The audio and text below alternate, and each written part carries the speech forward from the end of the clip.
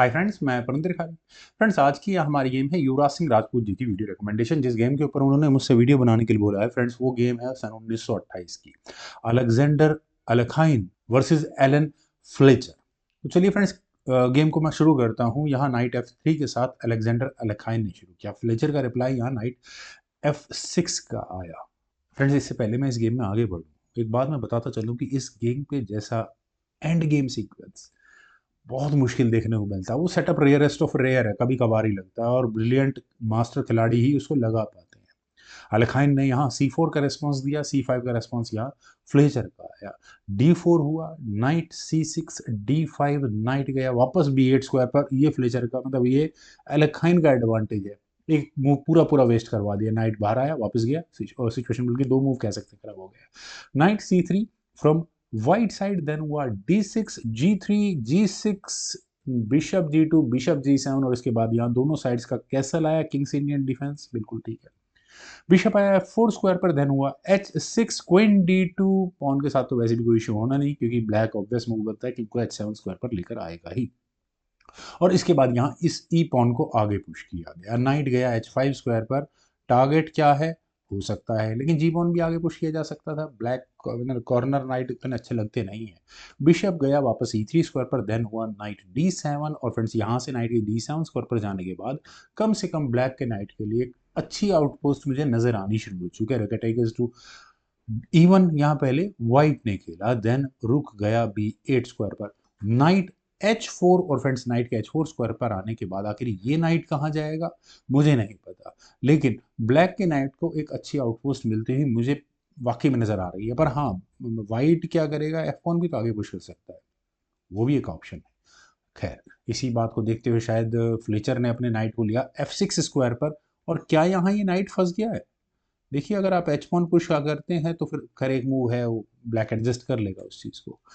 S3 यहाँ अलेखाइन ने किया, वही मूव चला भी गया और क्या करा जाए। देखिए, नाइट वापस जाना चाहिए था D7 स्क्वायर पर। मतलब ब्लैक क्लियरली अमेच्योर खिलाड़ी है, उसी पीस को आगे रखो, उसके पीछे रखो। फिर ब्लैक ने मूव तो किया लेकिन अपना नाइट G8 स्क्वायर पर, और यही वो नाइट है जिसकी वजह से यहाँ पर गेम खराब होने वाली है इस मूव की वजह से। कैसे, आगे जाकर देखिएगा। G4 नेचुरल मूव है, ब्लैक को अब अपने नाइट को हटाना होगा। वो गया F6 स्क्वायर पर, देन खेला गया F4। चलिए, F पॉन फाइनली आगे पुश हो ही गया है। देन खेला गया E6, पॉन एक्सचेंज करने आप ही करो, सेंटर का है। नाइट F3 के ऑप्शन को व्हाइट ने चुना, देन हुआ E takes D5, C takes D5, then B5 और अगले मूव में यहाँ नाइट पर टारगेट लगाने की तैयारी है। लेकिन उससे पहले अलेखाइन ने अपने ई पॉन को आगे पुश करके ब्लैक के नाइट पर अटैक बनाया। लेकिन फ्लेचर ने कहा कि ठीक है, नाइट फॉर नाइट, क्योंकि पहले तो आपको अपनी क्वीन बचानी होगी, उसके बाद देखेंगे जो भी होगा। नाइट ये गया D1 स्क्वायर पर। और यहाँ से नाइट किस तरह से इंप्रूव करेगा अगर मैं पूरा पाथ लगाने की कोशिश करूँ तो खैर, लेकिन उतनी देर में काफ़ी मतलब उतना तो काफ़ी देर हो जाएगी। इस नाइट मतलब ब्लैक के नाइट को E4 स्क्वायर मिल चुका है और यहाँ क्वीन पर अटैक बना है। क्वीन गई यहाँ से D3 स्क्वायर पर, बिल्कुल नाइट पर टारगेट है। तो क्या करें? देखिए, मुझे एक मूव नज़र आता है नाइट का G3 स्क्वायर पर जाना, रुक पर वो इतना स्ट्रांग है नहीं। नाइट G3 नहीं, रुक पर रुक हट जाएगा उससे, चलिए छोड़िए। F5 खेला गया, एन पे सेंड करते हैं तो रुक सामने आ जाएगा।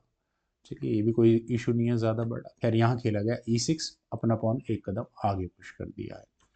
क्वीन गई यहाँ A5 स्क्वायर पर और यहाँ से ये क्वीन क्या इस A2 पॉन को लेने आई है क्या? मुझे तो कुछ लग नहीं रहा है यहाँ पर। जी टेक्स F5, जी टेक्स F5 और देखिए, ऐसा होने के बाद एक प्रॉब्लम है। नाइट H4 यहाँ वाइट ने किया, रिमूविंग द डिफेंडर। आप पॉन को उड़ा दो और उसके बाद यहाँ अच्छा बिशप से लो ना, फिर सीधा सीधा जो बचे ना कुछ, चेक भी हो रहा है कि ऊपर से यहाँ पर। तो क्या करें?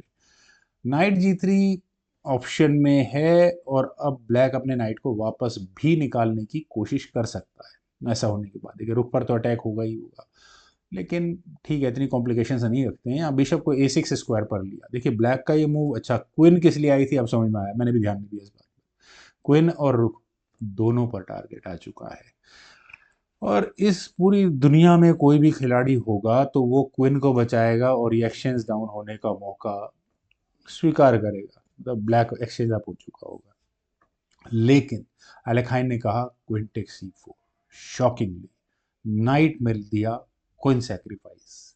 जानबूझकर खेला गया मूव है, बेसिक प्रिंसिपल है, नाइट हटा लो अपना। मतलब कुछ और मूव चलो।